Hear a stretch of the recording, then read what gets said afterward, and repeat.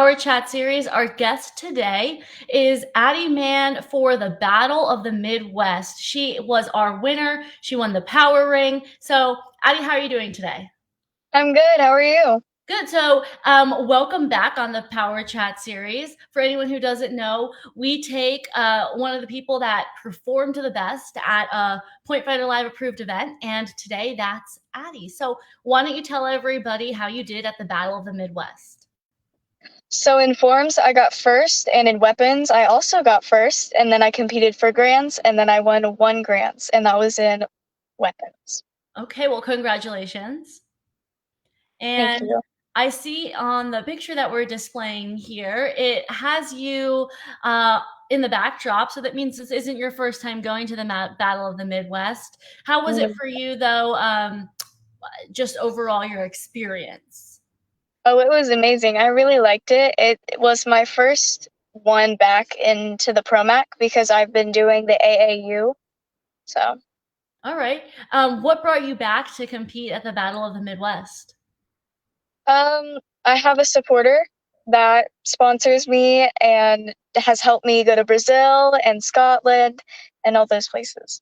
Very cool. And so this was one of the ones that they sponsored? Yes. Cool. Okay. All right. Why don't you tell me a little bit more about the competition? So you had a good sweep in your divisions. What about some of the competitors that you were going against? What was that like? They were they were very good, and it was definitely a competition. Great. How was so at reflecting on the schedule and things like that? Why don't you tell me more about what the competition day looked like for you? So we got there at about 9 to 10 because at first I thought I was going to go at 11:30, but it got pushed back far. Oh, 'Cause okay. there were actually over 100 more people than they thought they would have. Okay, so it sounds like a problem, but on the promoter's end, kind of a good problem to have, right? Yes, absolutely.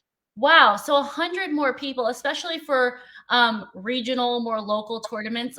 The difference between 100 people, that's a lot. Was it crowded in the venue? Yes, definitely.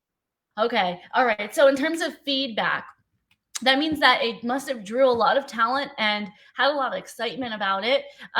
What do you sort of, as a competitor, feel like the tournament did great, and would you like to see a little bit more or less of? What they did great was kind of the experience, like the place and stuff like that. They had good mats, they had good judges, but they also had a really hard time with time, like Mm. so organization because of how many people there were. So they were behind a lot and stuff like that. Okay. All right. So, I mean, that's good to know. It's good to know that they got through this tournament. They made it through with a little bit more people than they expected, but that's a sort of an easy adjustment kind of moving forward. Is this a tournament that you would go back to though? Absolutely, yes. Cool. I mean, you obviously had a good experience here. What a great picture with the promoters that I did the pre-show with. Uh, After you finished, I'm sure, what was a long day of competing, what were some of the takeaways that you learned in your grand championship performances? Oh, it was definitely a competition. I got to compete against a lot of good people. They deserve to compete for grants. Okay. And then you came up with the win for weapons and then short for forms. Any Yes. lessons that you learned in the forms division that you're adjusting as you continue to compete? To just keep working. Practice, power, speed, just to keep practicing and keep working at it. All right. Well, let's get a little bit more into you. For anybody who doesn't know your background as a martial artist, how did you get into sport karate?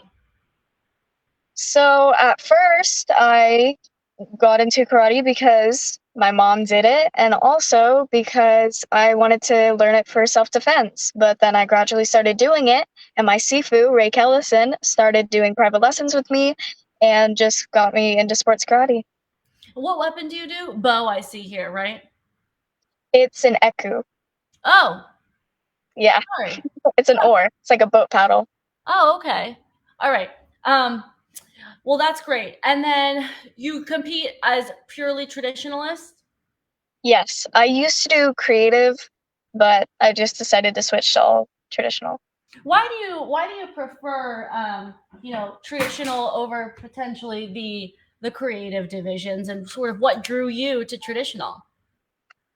Well, I really like the history of traditional and also the stuff that can be put in it.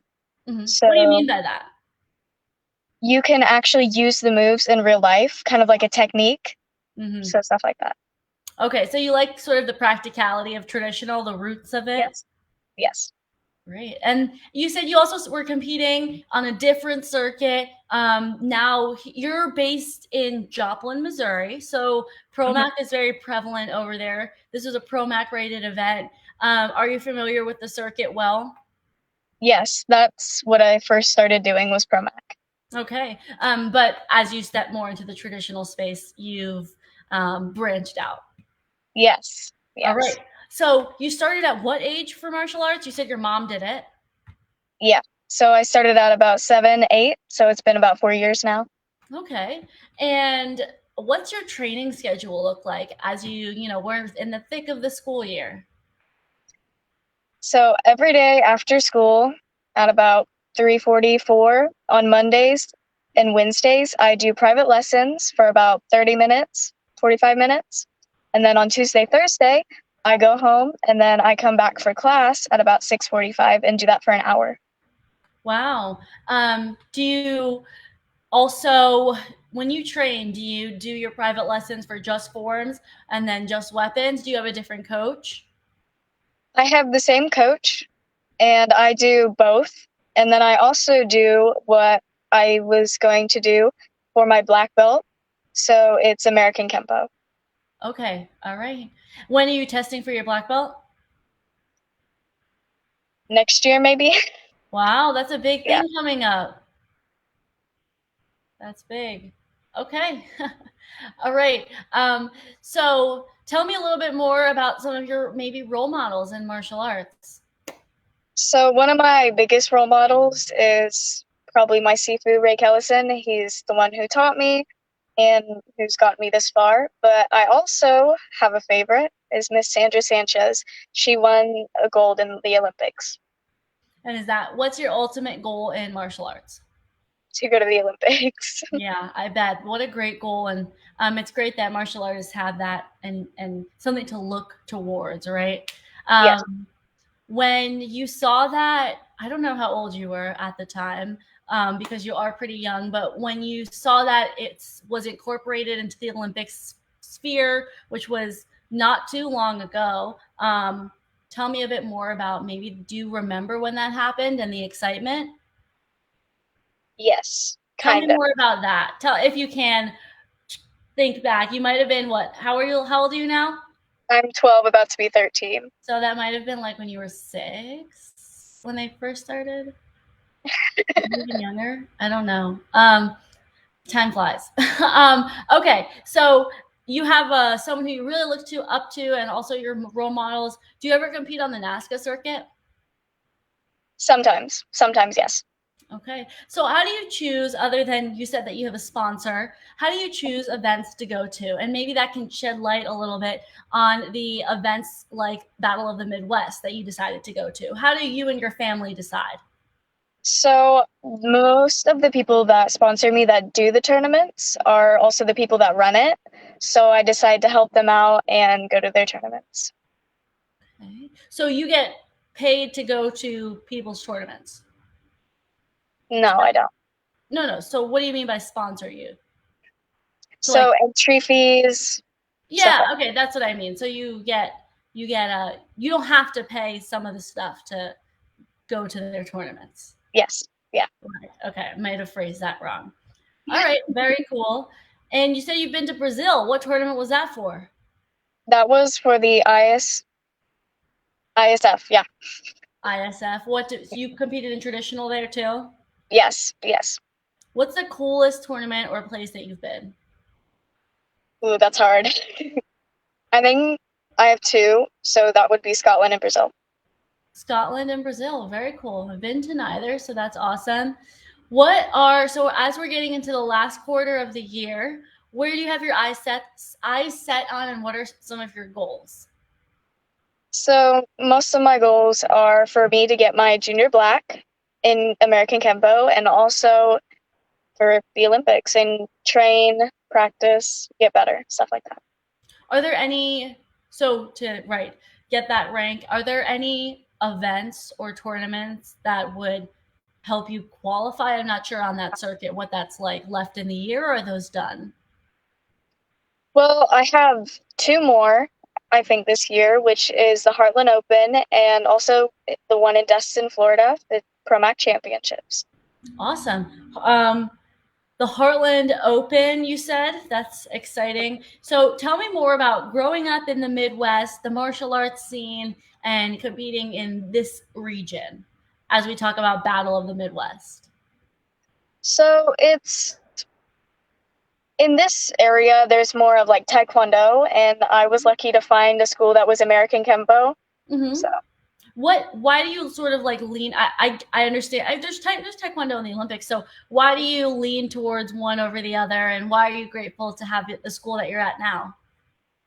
well, I've just been taught a different style, and I've just loved that style, and I just can't pick it over one. Got it. Okay. Alrighty. So it is. What time is it over there? Are you a 6:44.